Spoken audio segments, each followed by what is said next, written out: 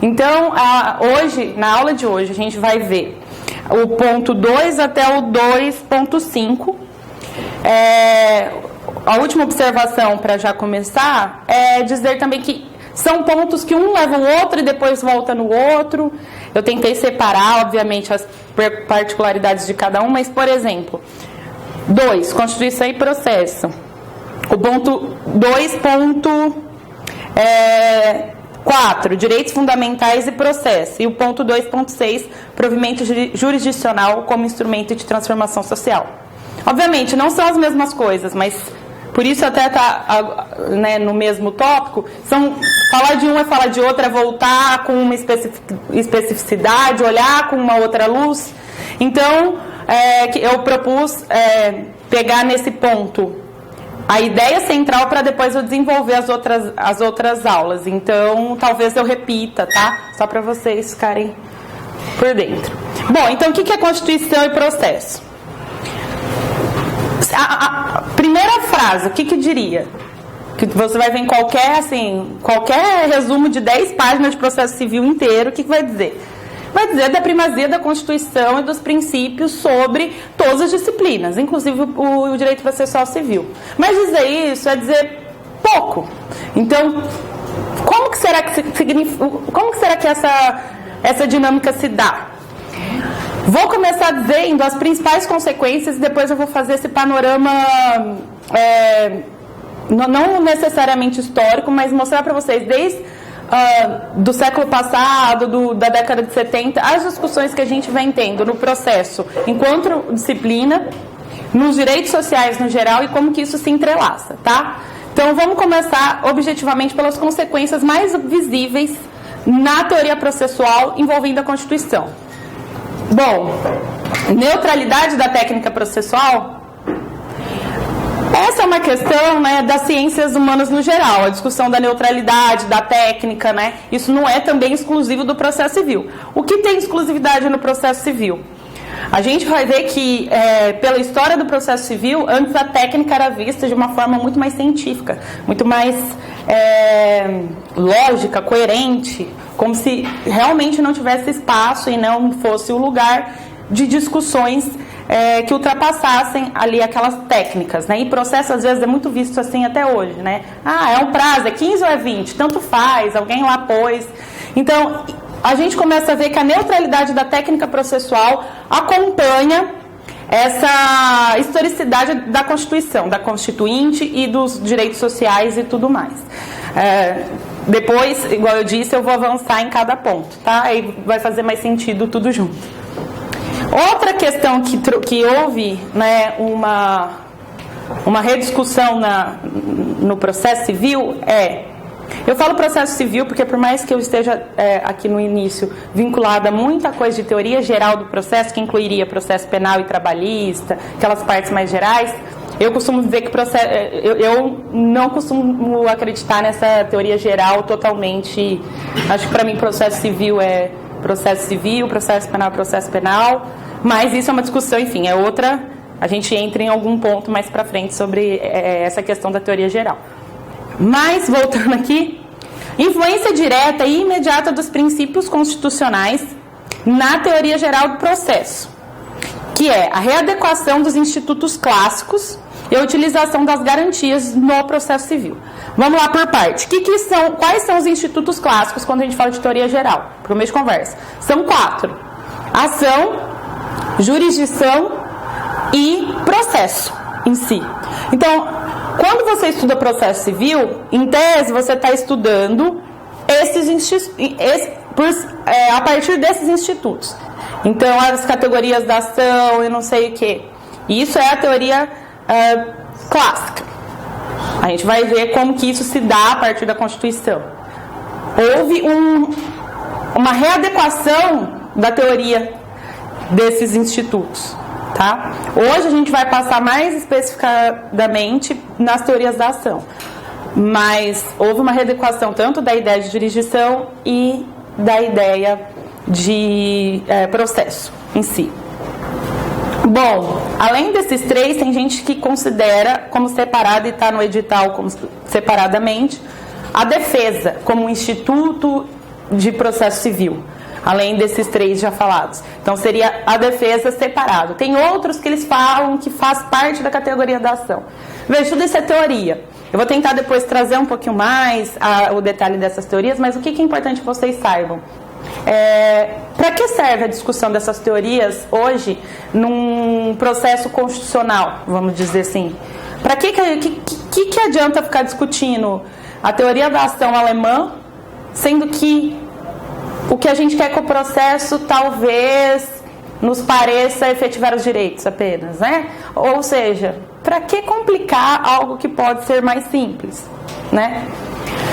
Essas são discussões que entram aqui são modernas e que entram nessa ideia de readequação de institutos clássicos.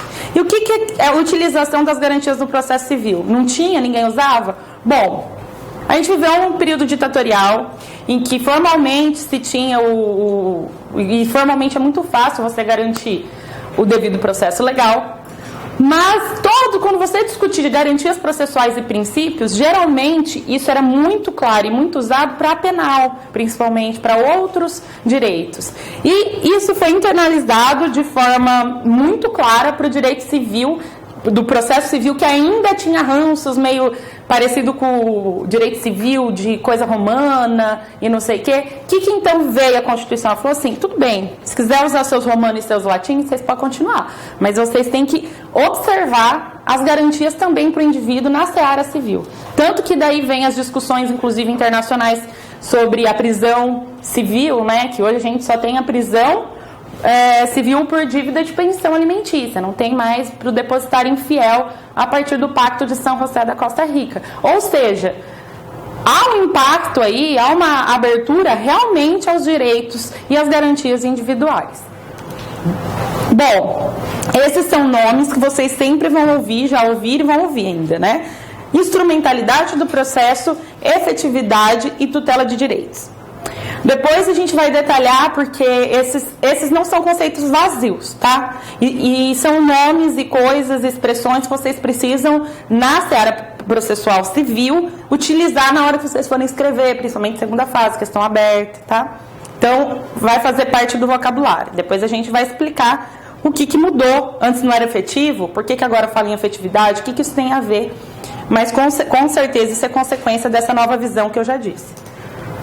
E por fim, que na verdade, falo por fim, mas é o início de toda a discussão que eu vou começar, por isso deixei aqui por último, acesso à justiça como conceito central da processualística moderna.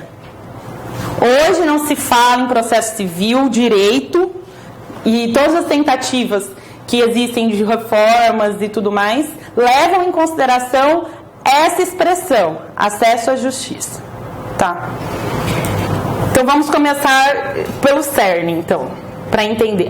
Outra coisa, desculpa. A tutela jurídica de direitos não se esgota no serviço jurisdicional. Também é outra ideia. Veja que eu coloquei tutela de direitos aqui e estou falando de novo mais coisa. Eu vou voltar. Mas o que significa? Tutelar juridicamente direitos não significa que precisa ser por meio do Estado, por meio do judiciário, tá? Essa é uma ideia central também das discussões que vêm, não necessariamente assim, com a Constituição, a partir da promulgação, mas desse movimento constitucional. Bom, então vamos lá. Esse senhorzinho muito simpático é o Kazuo Watanabe. Já viram ele por aí? Não. Às vezes ele aparece, muito bonzinho mesmo, de verdade. Viu, Kazuo, você um dia assistir? Ganha ponto, né, com o Kazuo. Põe ele aqui, a fotinho. Não, mas ele é um senhor muito querido. E o Kazuo Watanabe, já antes da Constituição, o movimento, foi um dos primeiros no Brasil, tá? E até hoje é um nome, vocês podem ver, começar a observar esse nome. Quando tiver coisa na ASP, não sei o que, vira e mexe, ele tá lá. Que ele é um nome até hoje sobre a ideia de pacificação da justiça, acesso à justiça, ampliação da justiça para parcela invisível.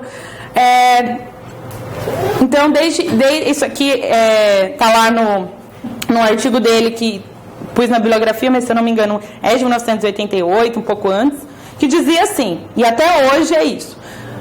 Se vocês ouvirem, o que vocês têm que falar é isso. Hoje, acesso à justiça é acesso à ordem jurídica justa. Isso aqui parece pleonasmo, parece uma coisa vazia, mas usa muito em toda a doutrina, vocês vão ver isso. Essa justiça, depois eu volto colocando aí, mas essa justiça vocês têm que pensar em mais ou menos um binômio, trinômio, que seria o quê? Celeridade, no sentido não de apressar, mas de tempo processual. Então, o que é uma tutela ordem jurídica justa? É uma tutela, né? É um acesso à proteção do direito, que seja dada num tempo específico, né? Não rápido, mas que não demore muito, que tenha instrumentos e técnicas adequados, então adequação, e aí vem a questão do tempo, né? Da celeridade, e a justiça, a própria justiça. Veja, sem entrar em conceitos muito profundos, que são interessantes, né? E eu acho que teria que ter mais lugar em concurso para a gente discutir justiça, por exemplo. Eu até, de alegre, recebi coisas muito lindas. Fiz um concursinho cultural na turma passada para a galera me escrever a relação entre a Defensoria Pública e a sua instituição e a justiça. Recebi coisas maravilhosas e no fim falei que ia dar um vademécum para o vencedor, consegui dar Saraiva para muita gente ali. Então, foi bem legal. Acho que nesse cursinho de ideia a gente viaja mais nessas ideias aí que acho que é uma troca interessante que eu recebo de vocês. Mas, sem entrar numa metafísica ou numa literatura, a justiça, aqui para o processo civil, ela é entendida mas com esse conceito aí que eu falei antes, de adequação, de tempo. Mas será que é só? Olha o que o Cazzu dizia. Que esses 4 itens que eu coloquei aqui, segundo ele, já naquela época, isso aqui é de 1988, ele dizia que o acesso à justiça também tem que ser encarado uma forma de se dar o direito à informação. Então, que o direito à informação, informação do quê? Dos próprios direitos, né? Direito à informação de direitos. Esse direito, ele estava íncito, né? Ele estava inerente, ele estava dentro do conceito de acesso à justiça. Então, ele diz, direito à informação, a organização de pesquisa. Por que pesquisa? E hoje é assim, uma coisa que a gente usa muito para discutir processo, tá? É uma tendência nova, mas que eu não consigo surgir processo hoje em dia sem falar. Pesquisa empírica. Ah, mas recurso demora. Demora quanto? Vocês querem mudar a lei sem saber quanto tempo demora? Ah, porque eu sou advogado, eu sei que demora. Tá, mas e aí? Quanto tempo demora? Que mudança a gente tem que fazer no judiciário, na organização da justiça? Então, veja, o processo é tudo isso. Eu quero mostrar para vocês que o processo não é só prazo e tal, embora a gente precisa saber e também faça parte. O processo é pensar na organização judiciária, é pensar na função do juiz ali. Vou pensar isso em constitucional. Sim, está tudo junto. Mas é uma questão um pouco mais prática. O que o juiz ali, no caso concreto, como ele deve agir? Qual a técnica que ele deve utilizar? E o advogado e o defensor público? Né? Então, tudo isso está dentro dessas questões preliminares. E direito aqui, olha isso, ele diz que também tem que ter direito à justiça adequadamente organizada e formada por juízes inseridos na realidade social, comprometidos com o objetivo de realização da ordem jurídica justa. Direito à pré-ordenação dos instrumentos processuais, ou seja, das técnicas, instrumentos, né, capazes de promover a efetiva tutela de direitos. E direito à remoção de todos os obstáculos que se anteponham a esse acesso efetivo. Bom, a ideia de acesso à justiça é uma ideia generosa e foi amparada pela Constituição Federal. Onde? No artigo 5º, inciso 75, peraí, deixa eu ver aqui. Pois aqui. Bom, é a inafastabilidade da jurisdição, que é aquele que ninguém será, ninguém será privado aí de levar ao judiciário lesão ou ameaça ao direito. Então, esse princípio, ele não é basilar só para as discussões processuais, né? Mas no processo ele é central. que é o princípio da inafastabilidade da jurisdição. Vocês vão ouvir com esse nome, depois vai ter uma aula só de princípios, mas é a ideia do acesso à justiça, ou seja, o judiciário não excluirá da apreciação lesão ou ameaça de direito. Tá, então a gente tem, em tese, um ambiente muito propício para essa amplitude da ideia de acesso, da ideia que a técnica deve, então, ser compatível com isso. Mas como que foi? Veio um doutrinador ou uma pessoa falou isso, só porque a galera também estava numa vibe mais democrática isso aconteceu?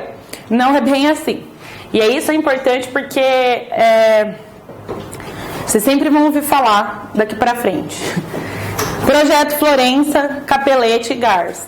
Esses caras aqui, Capelletti é um italiano que foi professor na época nos Estados Unidos e esse outro era americano. Bom, o que esses caras estudaram? O que esse projeto Florença? A gente costuma ver ele resumido, a gente vai falar disso também, mas a gente vê ele resumido aquelas 3 ondas renovatórias do acesso à justiça. Alguém já ouviu falar? 3 ondas renovatórias do acesso à justiça.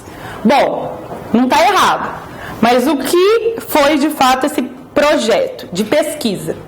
Foi um dos primeiros, não digo primeiro, mas foi muito pioneiro. Ele foi feito com 26 relatórios de 26 países distintos. Então, o que esses pesquisadores quiseram? Através de pesquisa empírica. O que é pesquisa empírica? É você pegar dados, números quantitativos ou qualitativos também. Quantitativos é pegar a estatística. Tem tantos processos, demora tanto. Qualitativo é você, eventualmente, entrevistar pessoas, conversar ali com a galera, enfim, entender o que estava acontecendo nesse país. Ele queria entender se existia algo relacionado ao acesso às pessoas ao sistema jurídico, porque antes, acesso à justiça era muito vinculado à ideia de só você acessar formalmente o judiciário, né? E ele falou, não é isso, porque tem um monte de obstáculo até a pessoa chegar. E ele virou e falou assim, eu quero colocar esses obstáculos e quero ver se eles são iguais nesses países, ou se são muito diferentes. E ele reparou que por mais que os países tivessem diferenças, né, que ele foi atrás, o Brasil não estava nesse relatório, tá, gente? Mas tinha países da América do Sul. Não é porque o país, sei lá, é pesquisa. E ele viu que por mais que pudessem haver divergências culturais, sociais e tudo mais, existiam certas tendências que estavam acontecendo em todos eles, tá? Relacionadas à ideia de judiciário, acesso à justiça. Então, o que ele ele acabou, o que a gente tem é um livrinho muito fininho, que é legal. Eu não consegui, mas eu tinha mandado no e-mail, né? Que depois que eu reformular esse slide, eu vou mandar junto os textos para leitura. Como a minha aula vai ser só a outra no fim de outubro, dá para vocês também se organizarem. Eu já mando das aulas que vem. Bom, esse livrinho é um livrinho bem pequenininho, que é super acessível em todos os sentidos, tem em todo lugar, é barato, que é o livrinho que é o fim tipo assim, é a conclusão final do relatório, tá? Tem umas 40 páginas por aí. Essa conclusão do relatório, que é a famosa, que todo mundo, os relatórios em si, os 26, nunca ninguém viu direito, tá? Não sei onde fica. Mas o famoso que todo mundo, vocês vão ver em doutrina citando, é esse relatóriozinho, que é um livrinho no Brasil. Bom, o que tem nesse livrinho aí, muito importante para o processo civil inteiro? Ele diz certas coisas, ó. Esse livrinho que ele fez foi na década de 70. O acesso não é apenas um direito social fundamental, crescentemente reconhecido. Ele é também, necessariamente, o ponto central da moderna processualística. O acesso à justiça pode, portanto, ser encarado como requisito fundamental, o mais básico dos direitos humanos, de um sistema jurídico moderno e igualitário, que pretenda garantir e não apenas proclamar o direito de todos. Então, o que ele quis dizer? Tá bom, você pode ter o direito que for, se você não tiver como as pessoas acessarem igualmente, vejam esse igualitário, igualmente o judiciário, você está propagando as injustiças que já existem, então você não está ali efetivando o direito. Então, veja como isso é forte, como é uma ideia muito forte. E o que ele percebeu? Barreiras de acesso, isso aqui está lá no relatório. conforme ele coloca. O que ele descobriu que existia em todos os países lá? Certas tendências, por exemplo, custas judiciais. As custas judiciais como barreiras de acesso à justiça. E aí ele dizia que acaba sendo a primeira onda lá. Aqui primeiro ele pega e fala quais são as barreiras, e depois ele dá proposições que eles falam. Que não é bem proposição. Eu não acho que a ideia dele foi ser propositivo, mas foi numa ideia assim: olha, gente, estou descobrindo esses problemas aqui. Acho que se a gente for por essa direção, cada país tentar resolver esse problema, né, que ele cita nas ondas, que a gente vai chegar lá, acho que é um bom caminho para a gente começar a expandir esse acesso igualitário. Então, o que ele falava, custos judiciais são uma barreira. Se a gente tem um processo caro, ou se a gente tem taxas, ou se a gente tem qualquer óbice, inclusive entrando aí a ideia de representação jurídica, né, custos com advogado, você está reproduzindo uma desigualdade, você não está ali efetivando direitos. E quando eu falo efetivar direitos, não são só direitos sociais, no sentido de os direitos que vieram bem forte com a Constituição e que o Brasil tenta, né, implementar por elas. Inclusive os direitos individuais. Os direitos individuais também pressupõem uma igualdade para serem, mesmo uma dívida, né? Em tese não é um direito social, bom, há discussões, mas enfim, um direito individual ali, um direito privado, mas e aí? Você vai lutar contra um banco? Como que funciona isso? Né? Então essa é a ideia de custas, tá? Envolve toda essa questão de igualdade porque a ideia dele era trazer paridade de armas no processo. Então, veja, o acesso à justiça era acessar a justiça, conseguir entrar no sistema por meio de advogado barato ou não. Aí ele coloca até, relatório legal, que ele coloca como certos países estavam tentando mudar isso. Então, tem países que investiu em advogados públicos, né? No caso ainda não existia a defensoria do relatório, mas foi a opção do Brasil. Mas há várias formas de você diluir essas custas, ou, né, cada país aí se organiza e faz do jeito que entende melhor, se quiser fazer. Bom, pequenas causas. Essas pequenas causas são no sentido de que hoje a gente tem relações, né, principalmente consumo, em que você é lesado a todo tempo porque você compra. Quem não comprou hoje alguma coisa? No mínimo uma passagem de ônibus, né? Compra. O dia que não compra eu fico feliz, mas é muito difícil. Geralmente é porque eu não saí de casa e estou consumindo o que eu comprei no dia anterior. Então, hoje a gente vive numa onda de consumo. Então a gente consome todo o tempo e pode ser lesionado todo o tempo. Mas você vai dispor de tempo, dinheiro e tudo mais para ir atrás? Então a ideia dele era: as pequenas causas, elas são interessantes, é um polo interessante de você entender a ideia de barreira de acesso, porque o fato de ser ruim das pessoas irem ao judiciário não significa que não existam violações a direitos. Então, o acesso à justiça precisa entender como resolver isso também. Bom, tempo. Já falei, rapidinho. Não pode demorar, né, gente? É muito óbvio. E não pode ser muito rápido atropelar também as garantias. Então, a questão do tempo no processo é muito interessante. E é engraçado que o tempo no processo hoje ainda é um problema, e não só no Brasil, tá? Não é coisa de país em desenvolvimento ou subdesenvolvido, enfim. Tempo no processo é uma coisa difícil para o mundo inteiro de resolver. Bom, possibilidade das partes. Aqui ele diz uma possibilidade no sentido de informação, tá? Possibilidade das partes chegarem a ter o conhecimento daquele direito. Que também, vejo, tem um pouco a ver com o que o Cazu já te falou depois, né? Cazu veio com a ideia, né, para o Brasil depois, na década de 80. Bom, aptidão para reconhecer um direito, propor uma ação, recursos financeiros. Um ponto aqui que é muito interessante: litigantes eventuais versus litigantes habituais. Ele coloca isso no relatório, muita gente só cita aquele ondas do acesso, nem sabe muito o que está falando. Nada contra, a gente não sabe o que está falando, mas vamos tentar, né? Vamos tentar dar significado. Porque, veja, eu poderia resumir tudo que eu estou falando em... Gente, olha, com a Constituição a gente teve direitos, só que isso a gente não entende. E o que acontece numa hora de uma prova ou para a gente fazer o nosso pensamento? A gente precisa ir pensando junto, a gente precisa ir... Porque na hora você consegue pensar, colocar expressões que você ouviu bastante. você consegue entender a linha de raciocínio, vem meio de dentro.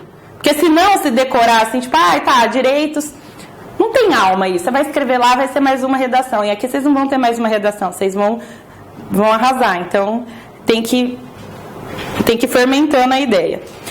E, isso aqui é uma ideia que no Brasil agora está sendo discutida muito. Eu até estudo especificamente isso, mas eu não estou falando porque eu estudo, é porque realmente estava no relatório e quase ninguém fala.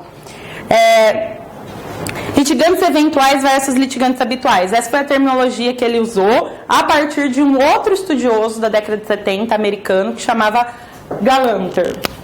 Tá? Mark Galanter. E por que isso é importante para o acesso à justiça? E por que isso é importante para os futuros defensores? Ele dizia que essas barreiras de acesso causam desigualdades, assimetrias, causam muita dificuldade de acesso às pessoas, porque não há igualdade nesse acesso. E ele falava, além de tudo, veja, há litigantes que usam muito a justiça, que são os litigantes eventuais. Eles estão toda hora ali no judiciário. No Brasil, quem são eles?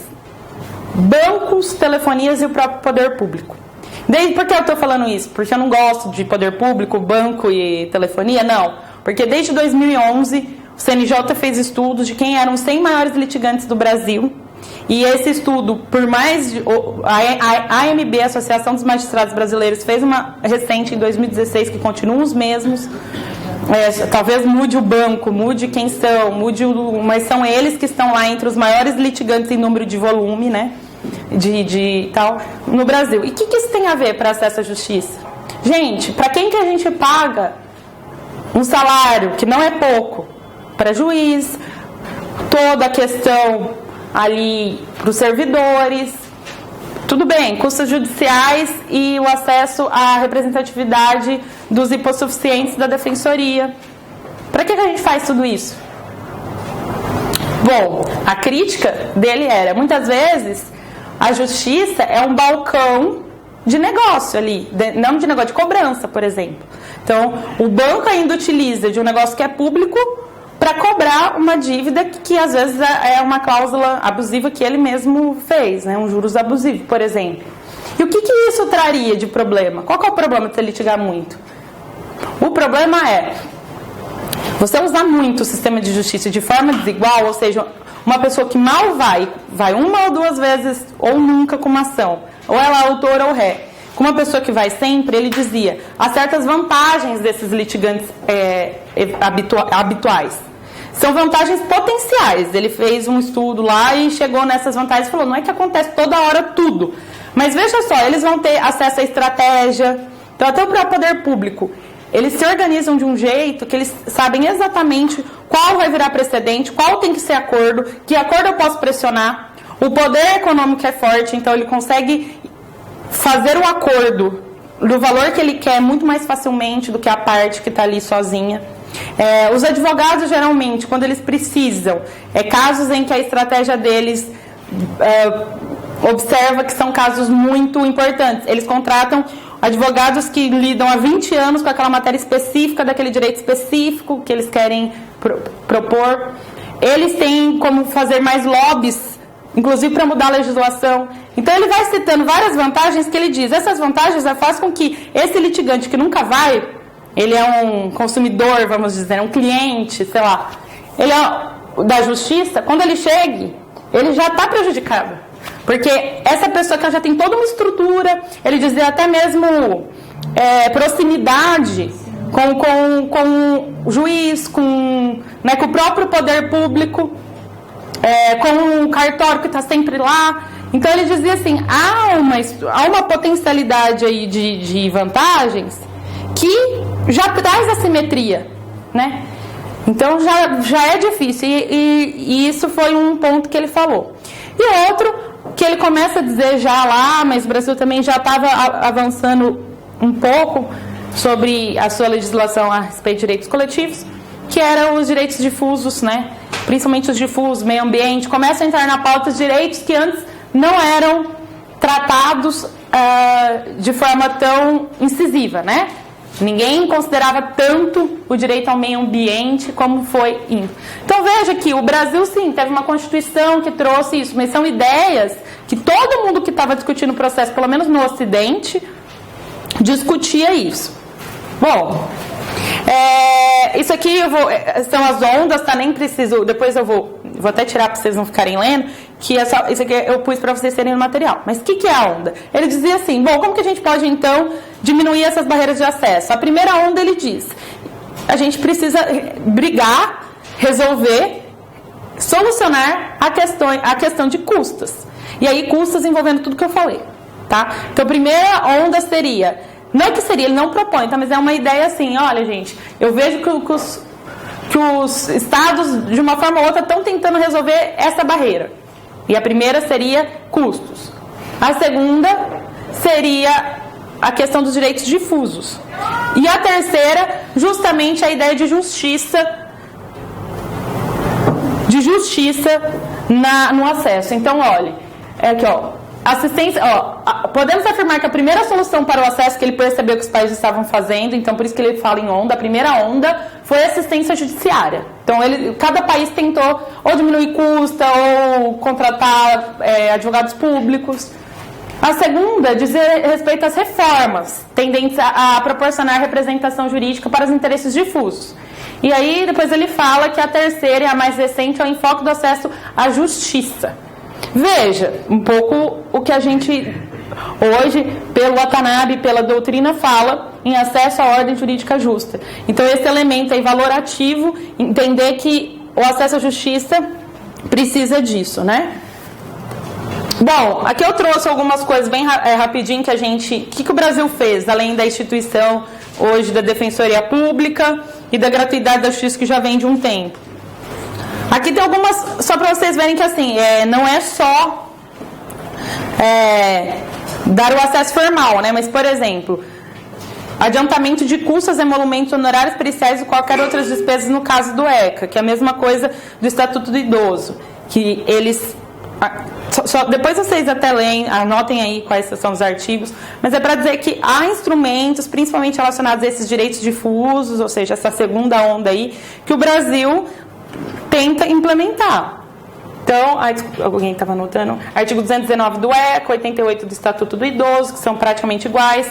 87 do CDC, igualzinho à Lei da Ação Civil Pública, que também diz que não haverá adiantamento de custas, emolumentos, honorários periciais e qualquer outras despesas, tá? Nem condenação da associação autora, salvo comprovada má-fé. Então, a ideia também de boa-fé, né? Mas eu trouxe porque esses são artigos que sempre caem em provas objetivas, tá? Então, é bom dar uma lida depois melhor. Bom, isso aqui é uma jurisprudência rápida, vou falar bem por cima, que no final ele limita essas custas judiciais. Observe-se que bem aqui, com efeito, observe-se que as custas judiciais têm de fato natureza tributária, sendo consideradas taxas. Eles vão inventando um negócio para dizer o quê? Que o artigo 18 e 87 do CDC só impedem o adiantamento das custas em ações civis públicas, em ações coletivas que tenham por objeto relação de consumo, e na ação cautelar prevista no artigo 4, não tendo condão de impedir a antecipação das custas nos demais tipos de ação. Tá? Depois vocês até dão uma olhada Mas eu trouxe aqui primeiro nada muito dogmático, a gente ainda ficar estudando, vocês vão ter processo coletivo, isso aqui provavelmente volta em algum outro momento, mas para mostrar o quê? Justamente o que eu falei antes, neutralidade da técnica é uma briga constante. E quando eu falo que a técnica não é neutra, também vamos ressaltar um negócio. A gente não pode pensar que é assim, tem uma pessoa com interesses muito ruins, a outra também, e a gente não é neutro. E também não dá para achar que todo mundo não é neutro, sabe? Então já que todo mundo é subjetivo, tudo é subjetivo. O que eu estou querendo dizer com isso? É uma luta diária. Você como advogado, como defensor, no caso, a legislação que muda uma coisa ou outra e muda totalmente a cara dela. Por exemplo, jurisprudência. Então, é uma neutralidade em movimento. Não é uma neutralidade de duas pessoas num cabo de guerra e acabou. É um cabo de guerra eterno. né? Então é uma luta aí por meio da técnica. Por exemplo, a lei está muito clara. Aí eles vêm, a jurisprudência e diz, mas é só para esses casos. Então, essa restrição de acesso ou essa ampliação, ela passa por todos os instrumentos processuais. Jurisprudência, atuação de advogado, né? Então é importante trazer isso. Então, algumas perguntas que a gente tem acesso à justiça que mais críticas, né? Esse potencial transformador e distributivo aí que o Capelletti já dizia. Ainda existe esse potencial transformador? A quem serve o sistema de justiça hoje? Quem tem usado? Porque às vezes a gente usa... Hoje, isso não é bobeira, hein? A gente acabou de passar uma legislação trabalhista que o trabalhador era visto como um vagabundo e que tinha um malandro que não via a hora de entrar com uma ação. Veja, que tinha gente malandra? Tem gente malandra, mas veja, então, quantas palestras eu fui, quantas vezes a gente escuta dizendo que esse negócio de ser gratuita, a justiça, entra qualquer um com qualquer coisa, isso é predatório porque a justiça é paga, não é? E por isso que eu até foquei bastante nesse litigante eventual, habitual. Tudo bem, mas quem usa de verdade? Vamos lá para a estatística, vamos ver de verdade o problema, vamos tentar entender. Porque vendo o problema a gente vê que quem realmente congestiona são esses bancos, né? Mas que são vilões? Não é que são vilões, aí tem toda uma questão. Então, uma questão maus. Eu estou querendo ver a quem serve o sistema de justiça. Servir a eles pode não ser negativo. Para mim, cidadã que sou uma litigante habitual, e não sei, para mim, eu acho que o sistema de justiça não deveria servir. Ou seja, são todas questões que vocês vão elaborando, vocês vão entendendo, que tem a ver com o processo. Ainda há sentido em falarmos em ondas renovatórias, ou seja, falar em acesso à justiça é ainda falar de custa? É ainda falar de direito difuso? Parece que a gente ainda fala de custas, Bom, quais são as escolhas políticas feitas em torno desse tema? Então, o que tem sido politicamente decidido? E isso já é uma das coisas do edital também, que está nessa aula, que são ele tem um tópico que é as recentes alterações no Código e a Constituição. Então, assim, tudo que eu estou falando, está tudo aí, não está tão separado, mas assim, eu estou passando pelo edital inteiro, tá? Nessa parte. Então, fiquem sossegados que vocês já estão estudando tudo. Falando, mas já vamos passar depois direto. Bom, beleza. Conceito histórico, então, gente, aqui. Agora eu vou entrar numa parte um pouquinho mais, a gente chama dogmática, né? Que é entrar no próprio processo mesmo. Mais ou menos também, que é teórico. Bom, não pode pegar uma água, por favor, senão minha água tá. Fazendo um apanhadão só antes de iniciar aqui. Tudo isso tudo isso que eu falei expressa essa relação entre direitos fundamentais trazidos pela Constituição, ideias novas que já estavam sendo discutidas dentro do próprio processo e a ideia sempre centralizada no acesso à justiça. Tá. O que existiu no processo em si um pouco antes? Eu comecei na década de 80, falei desse movimento aí de acesso à justiça, mas o que existiu no processo? Tipo assim, o que é a matéria processo civil, de onde que ela veio e para onde que ela vai? É isso que eu vou falar dessas 3 fases metodológicas. Então, conceitualmente, didaticamente na doutrina, vocês vão ver bem separadinho isso. Óbvio que foi alguém que fez isso e a gente começou a repetir, mas a história é mais complexa que isso. Sorte que resumiram e a gente está passando aqui o que resumiram, tá? Mas assim, quem quiser entender melhor tem que... sei lá o que tem que fazer, porque... Então vamos lá. Primeira fase, que é o nome que usa, né, que todo mundo chama, é a fase sincretista da teoria processual, principalmente processual civil. Vigente desde a origem. Origem do quê, gente? De direito romano, essas questões. Então, desde o direito romano até assim, século XVIII, que a gente vai ver, não havia a ideia de processo civil. Não existia disciplina, ninguém falava disso, não existia nada que envolve essas discussões nesse sentido que a gente trouxe, que vocês sem querer já pensam. Processo era um modo de exercício dos direitos, confundido com um mero procedimento, sucessão de atos, sem dizer nada sobre a relação jurídica entre os sujeitos. Veja, já filosofei, falei de justiça, falei de desigualdade, falei de um monte de coisa. Antes, não tinha nada a ver isso aí. Isso aí podia ser qualquer coisa, filosofia, mas não tinha ideia de processo, que processo é mais do que o prazo, que é o que eu falei no começo da aula. Então, quando tinha algum procedimento, existia lá um negocinho. Quando existia. E aí vem, tá, gente? Isso não é assim. Não é difícil, mas exige é meio confuso. Por isso que tem o texto auxiliar, que já era para ter ido esse, eu já consigo mandar, sei lá, não sei porque não foi. Eu dei um texto auxiliar bem disso, dessas fases aí que eu vou falar, porque isso eu talvez precise de uma lida para que clareie um pouco, tá? Mas vamos lá. O que significa falar que ação, nessa época, até século XVIII, ação, falar de ação, o nome ação, era dizer o próprio direito material. Então você estava dizendo a mesma coisa. Você está falando de pensar um instituto, você está falando de casamento ou divórcio, não existia um item próprio das ações de família. Você estava falando do item separação e divórcio. Se existisse um procedimento ou não para aquilo, tudo bem. Mas isso não era visto separadamente, não tinha uma elaboração. Coloquei aqui, não confundir essa fase sincretista do processo que eles usam, né, sincretista, com a palavra que a gente usa muito hoje, que é ações sincréticas e direito sincrético.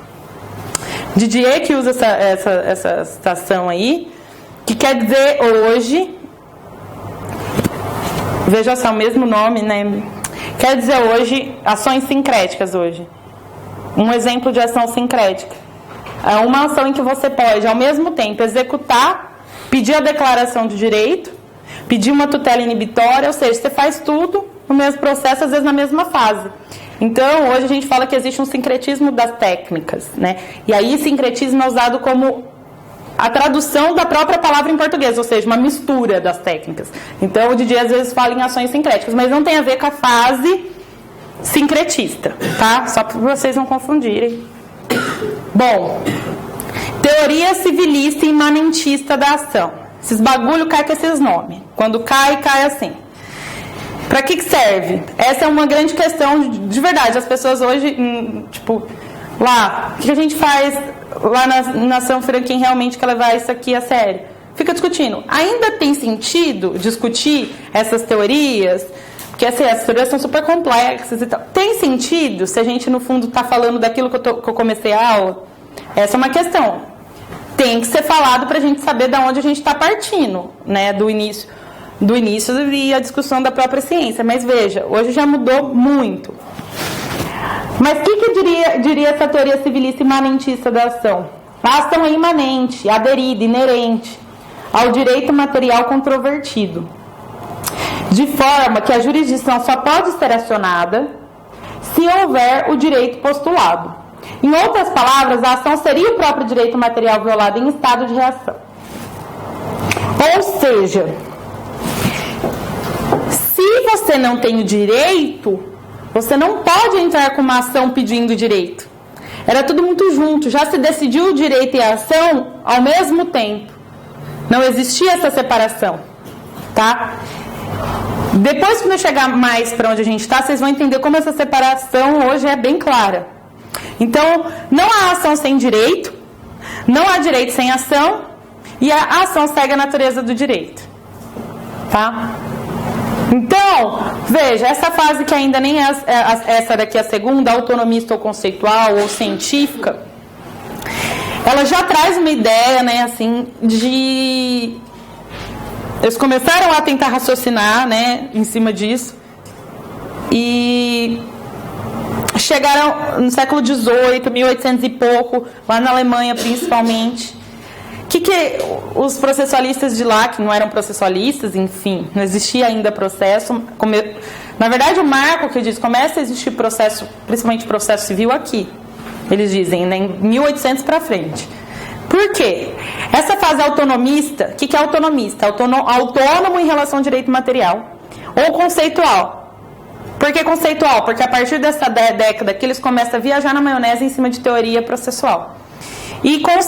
Ou científica. Eles começam a criar de fato uma ciência. Né, então, só a partir, né, dessa fase fala-se em ciência processual. Esse Oscar von Pillow, dizem. Sei lá, não sei alemão, né? Mas deve ser algo assim. Se não for, já morreu também, não vai ficar ofendido.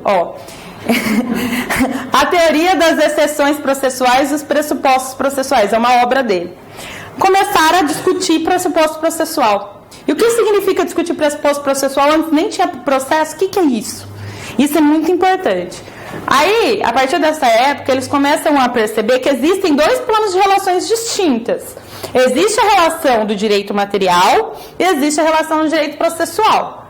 É simples, mas precisou de uma... É simples pra gente agora, né, que já começa a estudar direito a partir dessa perspectiva, é fácil... É até difícil entender como não era assim. Mas para eles tiveram que entender que existiam coisas diferentes. E aí, eles começam... Como assim ciência? O que eles começam a discutir aí? Teoria da ação, teoria da relação jurídica. São todas as coisas que eles começam a discutir nessa época. E o que esse Billow aí faz da relação jurídica processual? Ele faz assim...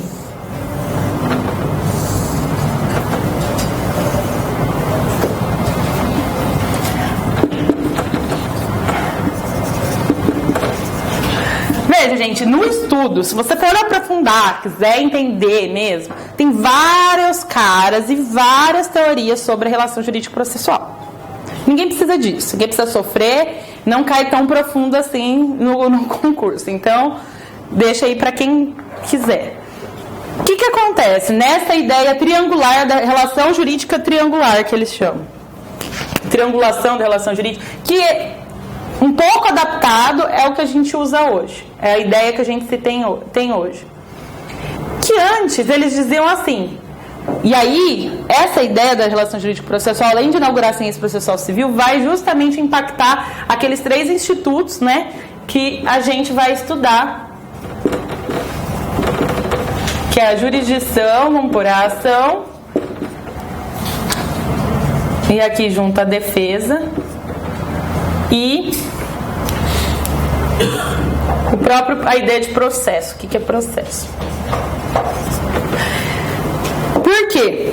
A partir do momento em que você fala que isso é uma relação, você coloca o juiz dentro de uma relação, você está então querendo discutir, inclusive, qual o papel do juiz ali. Entende? Porque antes, a ideia era o seguinte... São 2 pessoas ali que têm um problema geralmente muito relacionado a direito privado, porque essa constitucionalização de direitos ela é recente. Então você tinha pessoas que brigavam por questões geralmente patrimoniais ou envolvendo direitos privados. E elas não tinham nenhuma entre elas, a não ser a relação de direito material. E ele diz... Não interessa se um é devedor ou outro é credor. Não interessa se um é marido ou se é mulher. Na hora que eles estiverem e vierem para o Estado, ou seja, vierem para um juiz, a partir desse momento, eles vão ter uma relação entre eles, ou seja, entre autor, réu e juiz. E essa relação, ela é uma relação separada. Então a gente vai discutir aqui. Se o juiz pode fazer isso com o autor, que a gente discute em processo.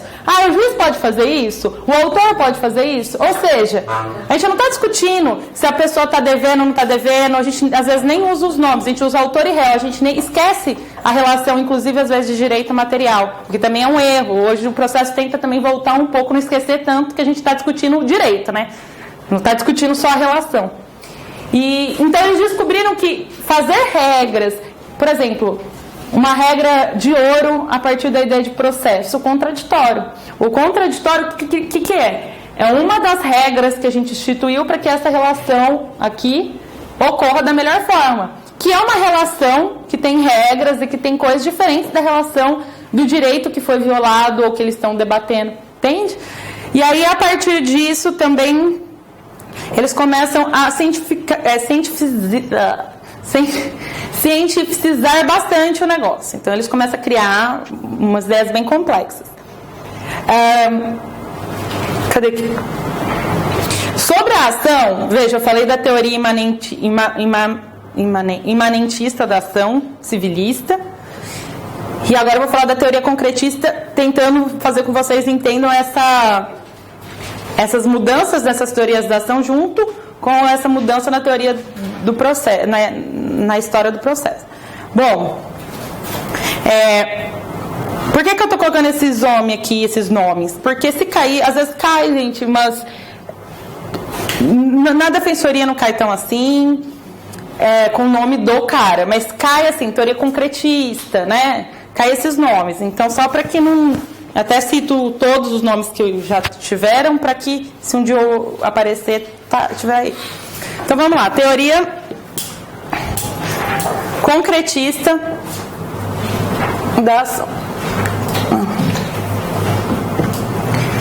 Eles falaram, beleza, direito processual é uma coisa, logo, o que começou a existir? A ação, ou seja, o fato de eu realmente ir a juízo, ir ao Estado pedir isso, esse direito de eu ir ao Estado pedir algo, que eu acho que foi por uma violação, ele é autônomo, esse direito. Ou seja, autônomo ao direito material.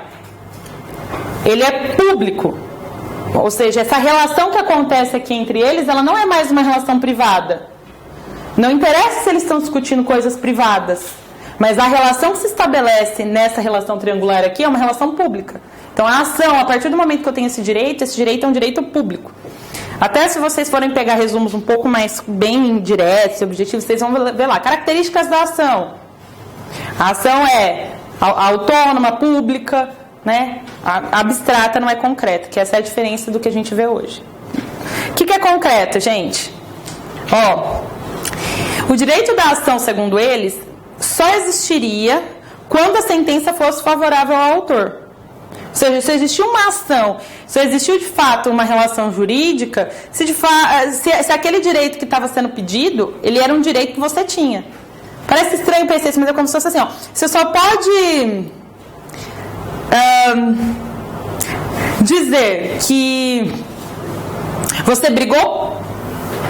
É como assim, você não pode brigar por algo, mas você só pode brigar por aquilo que você tem direito. Ou seja, o fato de você ter direito daquilo já tinha que ser um pressuposto para você brigar por algo. É um pouco parecido com a teoria imanentista. Por isso que eu falei, é meio confuso, mas com o tempo a gente vai querendo entender o que eles quiseram dizer, assim, mais ou menos. Todo caso, eles diriam assim, o Willow também pensa, né? Peraí, onde eu parei? O direito da ação só existe quando a sentença fosse favorável. Não teve sentença favorável, é como se não houvesse ação para esses caras. Não houve ação.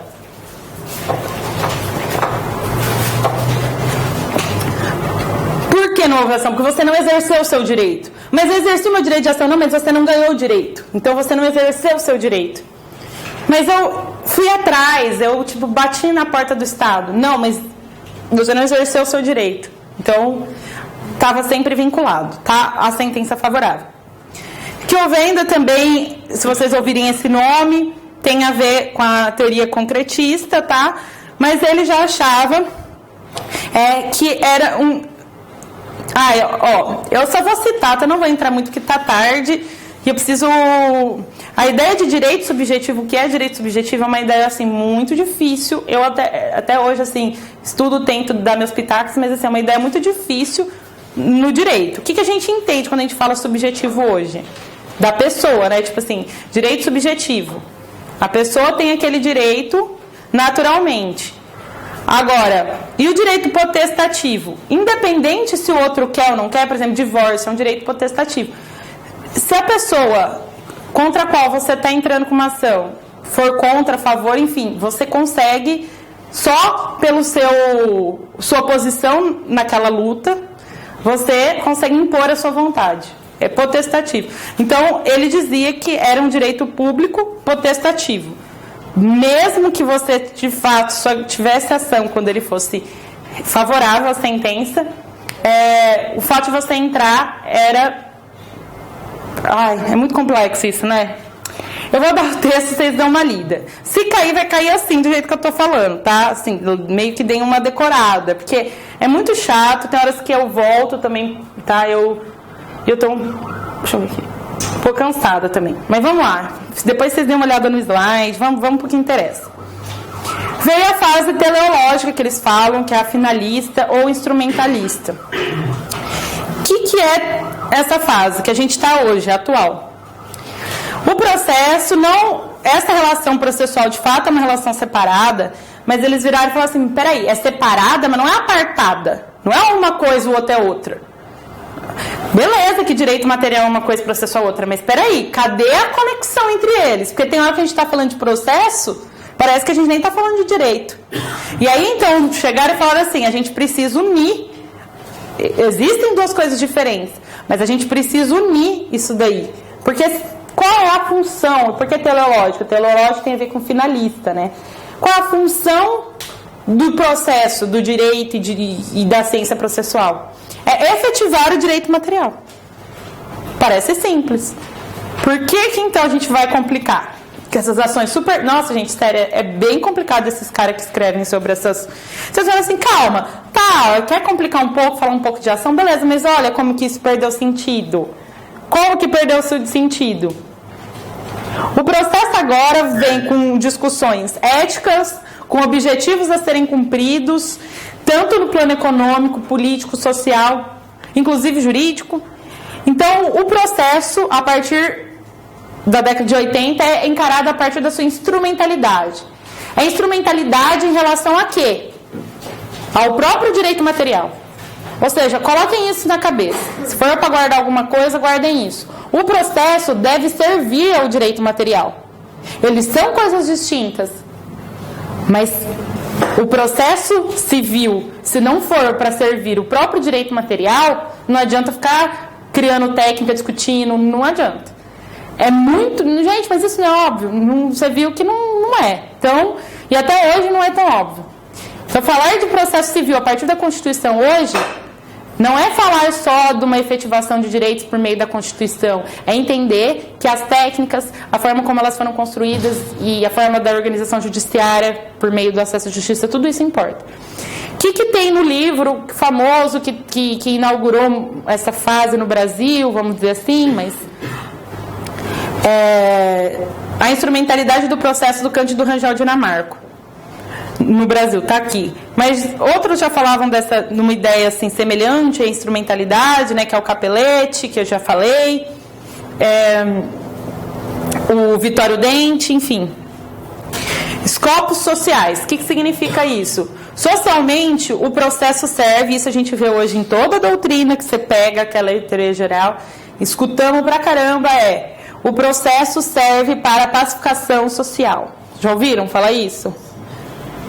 Tu acha um termo legal, mas assim, será?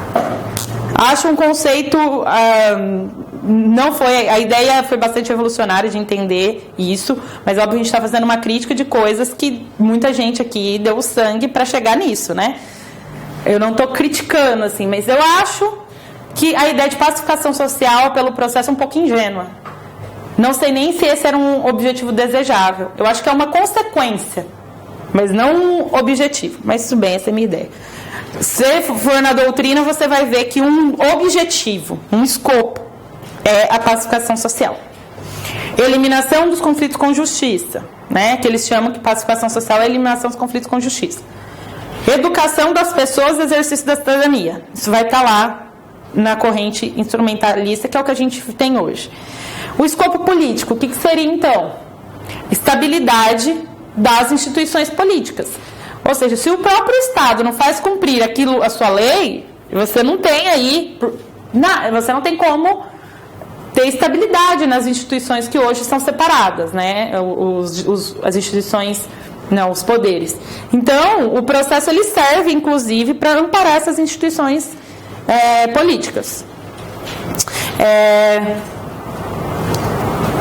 E também para a participação política, por exemplo, da ação popular, né? É um escopo, é um objetivo do processo, segundo essa corrente atual.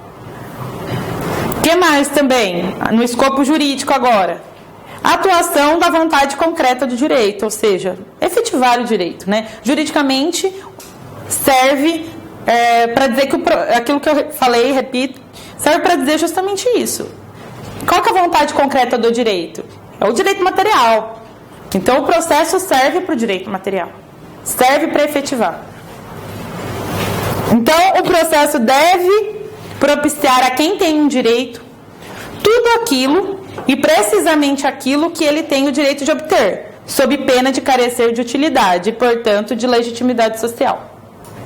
Então, é aquela ideia, a justiça seria processual, segundo eles aqui, seria essa justiça que traz aquilo que a parte necessita, sem extrapolar e sem diminuir.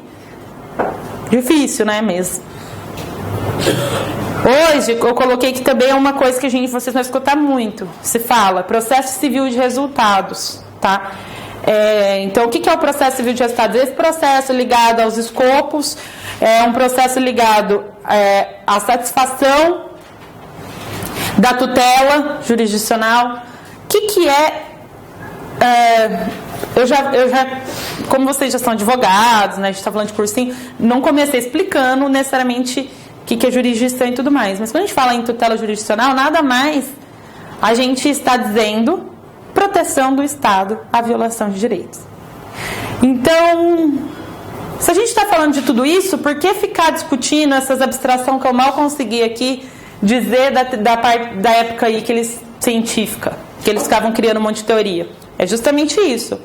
Hoje, a ação, por exemplo, mudou muito o conceito a partir da ideia dessa última onda aqui, vamos dizer assim. Teoria abstrativista. Ou seja, a ação não é concreta, a ação é abstrata. E o que significa dizer isso? A ação é autônoma, ela é pública, abstrata, pois independeria da existência do direito material e de um resultado favorável ao autor. Ou seja, você acionar o Estado e pedir qualquer coisa é exercer o seu direito de ação. Se vai ser negado ou não, isso é mérito, isso é pretensão negada. Mas isso não se relaciona com isso não significa que você não exerceu o seu direito de ação. Então aqui a gente consegue entender, né? Faz sentido para o que a gente já estuda hoje nas faculdades, é isso. Principalmente no Brasil, o que a gente segue? A teoria eclética de Liebman. Também pode ser chamada aí de instrumental, mista. Então, olha como é que é chato. Assim. Se for ver tudo que eu estou falando, se for resumir, dá para resumir muito facilmente. Mas olha os nomes que eles colocam. A fase instrumentalista tem uma teoria da ação instrumental. Veja, é igual pelo menos, mas dá para confundir essas. Por isso que eu falei que tem que ir entendendo aos poucos, que aí faz um pouco de sentido. Liebman define a ação como um direito público, subjetivo, instrumental e de natureza constitucional. Então, veja, Liebman era italiano, né? Mas qual que é a ideia? Não é constitucional a ação porque o Brasil tem uma Constituição, é no sentido dessa constitucionalização que ocorreu no mundo inteiro de direitos. E ele entende, então, que a Constituição te dá garantia de você acionar o Estado. O artigo 5º, 35, lá que a gente falou no começo da aula, ele é a expressão dessa ideia de teoria da ação. Ou seja, aquilo lá não está falando que o Estado é obrigado a te dar procedência. Está falando que o Estado é obrigado a te ouvir. Então, essa é a ideia da teoria abstrata da ação. Mas o que então o Liebman fala? Ele vem com dois conceitos que a gente estuda muito a partir do que ele falou, que são os pressupostos processuais e as condições da ação. Que ele diz assim, ó.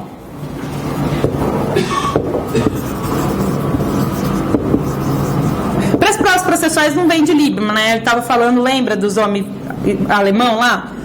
Eles já começaram a falar disso. O Liebman é mais das condições da ação aqui. O que tem a ver essas condições da ação? Ele diz assim, beleza, você pode vir para o Estado.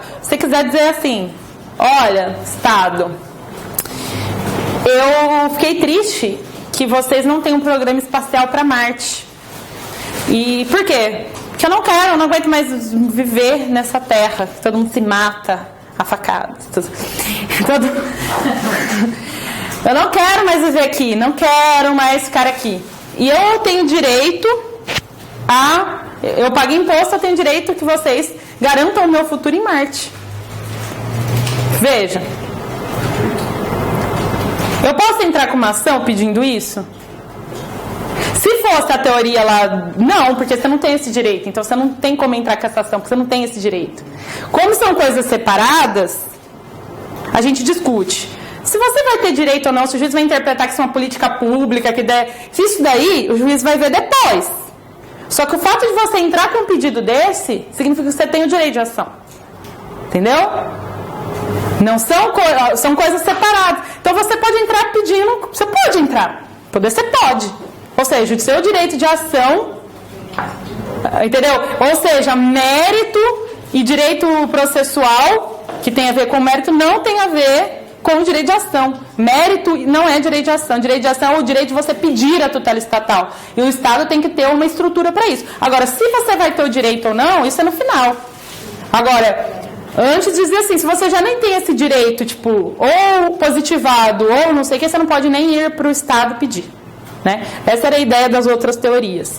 Então, agora foi, gente, fiquei meio cansada uma hora, vocês viram, fiquei meio grogue. Fazer o quê, né? Vocês também, eu vejo às vezes vocês muito educados tentando não dormir, acho super bonitinho. Muito obrigada. Mas é cansativo mesmo e imagino o esforço que vocês estão fazendo aqui depois de um dia longo. Então vamos lá. Aí o que a gente vê? São coisas separadas. Você voltou agora?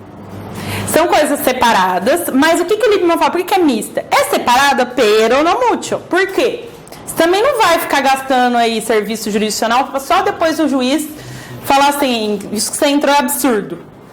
Então ele falou assim, há certas condições que a ação tem que ter, que são requisitos de admissibilidade do mérito, que tem que ser observadas. Se você não tiver isso, aí sim a ação vai ser extinta, né, aqui, ó, sem resolução do mérito. Ou seja, a gente vai avaliar umas coisinhas que não é mérito, mas só para não ficar tão absurdo assim, só para você não entendeu? O que é absurdo?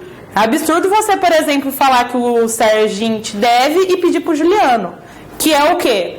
Uma das condições da ação, que é a legitimidade da parte.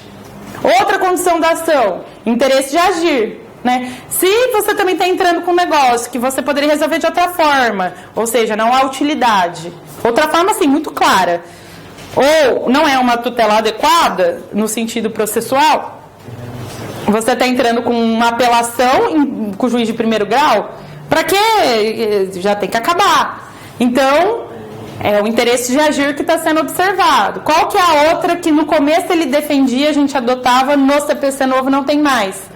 A possibilidade jurídica do pedido.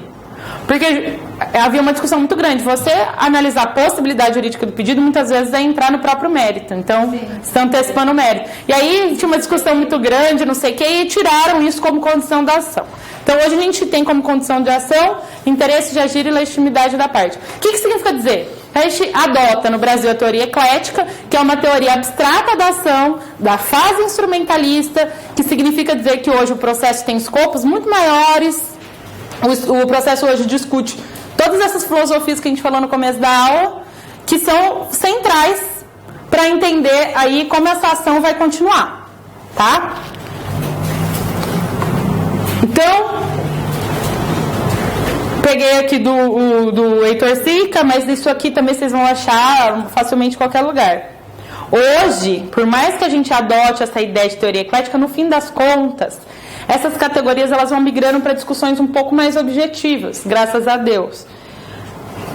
E graças a Deus, entre aspas, porque difícil por difícil são discussões que a gente se bate em toda a disciplina, que é como efetivar direitos, né? E preservar garantias. Então, ó, sob o ponto de vista constitucional, o que a Constituição trouxe para essa discussão? A ação não se revela apenas direito ao processo, tampouco direito a uma sentença de procedência, ou ainda direito a uma sentença de mérito. mas sim o direito à tutela jurisdicional efetiva, que se consubstancia, primeiro, vamos lá, ó, observância do devido processo legal, aí ele coloca em benefício de ambos os litigantes. Quem é ambos os litigantes? Autor e réu. Porque veja que a gente está falando de direito de ação, mas e o direito de defesa? Que eu falei, agora eles incorporaram separadamente como um dos institutos processuais, falando no começo da aula, o direito de defesa. O direito de defesa, inclusive civil, né, que era uma coisa, no processo penal é bastante elaborado, mas no processo civil, a gente muitas vezes já condena o réu, assim, réu é o culpado, né? Então, e o direito de defesa? Veja, em penal também é muito controverso, mas eu quero dizer, no civil ainda era mais. A ideia era como se o réu só tivesse que responder. Você está lá, né?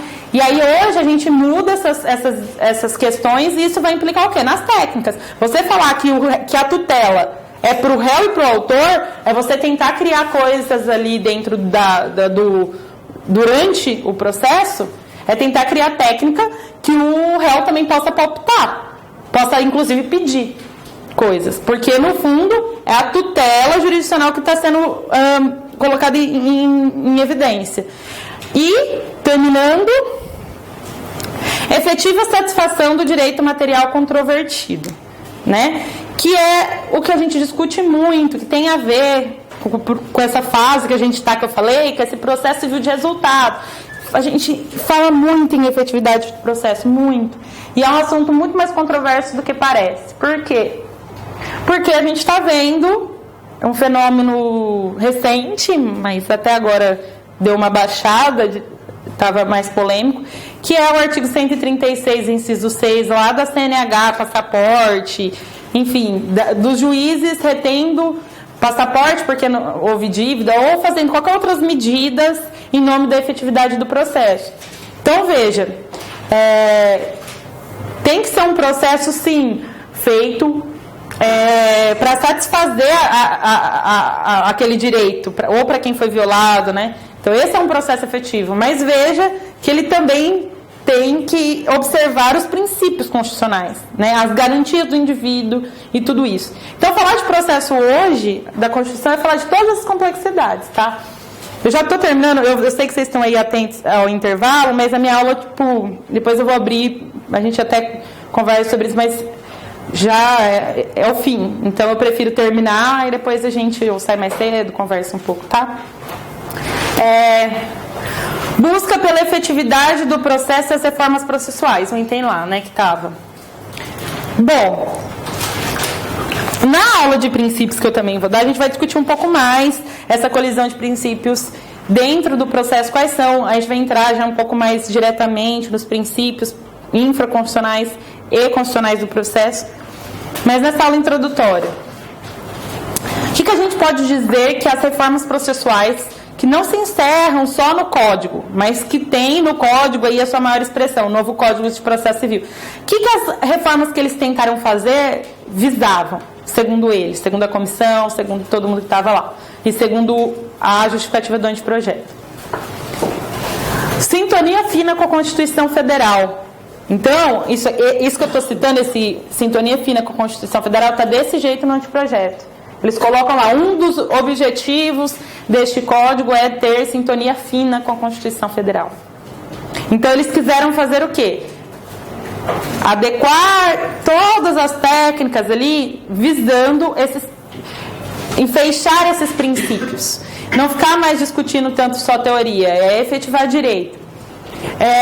Outra coisa que eles tentaram com essas reformas processuais, simplificação processual. E por que a simplificação processual? Porque houve tudo isso que eu contei agora. Tinha essas teorias que ainda estão discutidas e em certa medida tem que ser. Mas eles quiseram dizer assim, vamos simplificar, vamos tentar. Se conseguiram ou não, gente, outros 500. Estou falando assim, que eles tentaram. Vamos simplificar para a gente parar de ficar viajando em coisa que... Tá, não é que não faz sentido, mas que no fim das contas não vai resolver o que a gente precisa. Então, tentaram criar técnicas visando simplificação. Meio que assim, não interessa a teoria, interessa a gente fazer um instrumento aqui, um troço, organizar o juízo, organizar todo mundo para que dê certo. Essa foi a ideia. Então, simplificação procedimental, sintonia fina com a Constituição Federal, instrumentalidade das formas, ou seja, nessa tendência de abrir o processo para o que ele realmente serve, houve a ideia de desformalizar o processo, tornar o processo menos burocrático, fazer com que as formas fossem instrumentalizadas, ou seja, deu uma erradinha ali, vê se não dá para consertar. E onde a gente vai ver, por exemplo, essa ideia que fizeram? A própria emenda da petição inicial, né? Vem dessa ideia aí, tá bom, errou, mas tá bom, manda de novo, vamos aí, né? Então, era uma ideia presente nessa reforma que está presente nessa tendência aí, dessa corrente instrumentalista, dessas discussões que envolvem tudo que a gente está conversando, acesso à justiça. O que tentaram fazer também? Um dos objetivos lá é celeridade e isonomia processual. Na minha opinião, um dos grandes erros, e aqui já vai uma crítica, a gente vai discutir depois quando for o caso, mas um dos grandes erros é eles colocarem conceitos que são... Isonomia é uma coisa e celeridade é outra. Eles colocam elas juntos. Por exemplo, eles acham que ao mesmo tempo que um índice de resolução de demandas repetitivas vai ser rápido, ele vai trazer isonomia. Então, eles acham que é tipo um pacotinho, assim. Geralmente, você vê nas justificativas de muitas reformas, eles sempre falando da celeridade e da isonomia, que são valores diferentes, mas eles colocam na justificativa praticamente como coisas... Mas, enfim, eles tentam trazer mais segurança jurídica, previsibilidade e, por fim, tentam sistematizar, porque o Código de 1973 estava em vigor até 2015 e ele tinha sido remendado, mais que tudo. Então, o que eles fizeram? Estava meio Frankenstein, segundo eles. Então, vamos organizar e trazer coerência ao sistema. Vamos fazer um sistema que fale, a parte principal aqui fale com essa e tal. Bom, são objetivos nobres, fazem parte aí dessa tendência de constitucionalização de direitos e da nova postura do processo civil frente ao acesso à justiça. Mas essa é só uma aula introdutória, é aí que começa toda a discussão processual e todo o problema. Isso aqui é só o começo. O que mais que eu posso dizer pelas reformas? O novo código, ele também não precisaria, mas ele tenta deixar explícito princípios constitucionais. Então, a parte inicial, que é até o artigo 14, inclusive, ipsis literis lá, a inafastabilidade da jurisdição, está lá no artigo 3º, se eu não me engano é o 3º, mas está lá no artigo 3º do Código, assim, ipsis literis, igualzinho, Ctrl+C, Ctrl+V, o artigo 5º 35. Por que fizeram isso? A ideia de fazer um sistema coerente e dizer que realmente tem que olhar aquilo. Já não precisaria se a gente tivesse uma postura constitucional, né? Mas tentaram ali. Outra coisa que também as reformas trouxeram muito forte nessa tentativa aí de fazer os valores constitucionais democráticos prevalecerem. Pegar no pé da fundamentação da sentença do juiz. Como que você vai dizer que a democracia, a justiça e a direito se você não discute a fundamentação das decisões? A publicidade, o teor, inclusive, né? E aí a gente vê lá do 480 e poucos, lá não lembro exatamente, tentando vincular o juiz, falando, vai juiz, vai juiz, agora você vai ter que ir ponto por ponto aqui, discutir. Mas essa ideia está no código inteiro, né? São ideias assim. E como tudo, e como eu falei, como a técnica não é neutra, as pessoas não são neutras, é uma briga constante.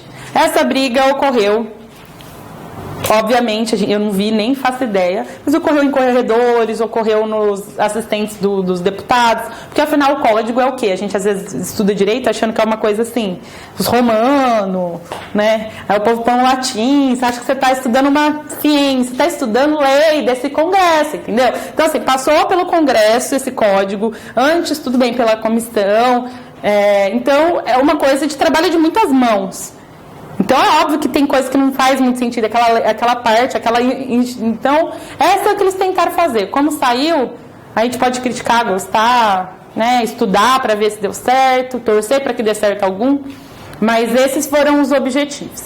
Aí agora então, nas próximas aulas, eu vou, não sei se é exata, eu não lembro, se eu não me engano já é na próxima, os princípios constitucionais e infraconstitucionais do processo, que eu vou trazendo onde que estão nos códigos a maioria deles, explicitamente, se vou citando situações em que a gente vê essa colisão ou não de princípios, como tratar a colisão de princípios processuais, por exemplo.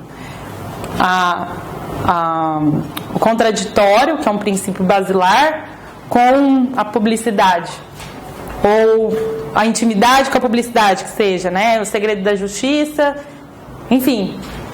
Aí a gente vai trazendo os casos para ficar mais legal. Acho que por hoje já deu para fritar bastante a minha cabeça de vocês. E espero que a gente consiga progredir bastante. Estou aqui aberta para tirar dúvidas, fazer perguntas, enfim, o que vocês quiserem. Ou tomar um café, ir embora, estamos aí.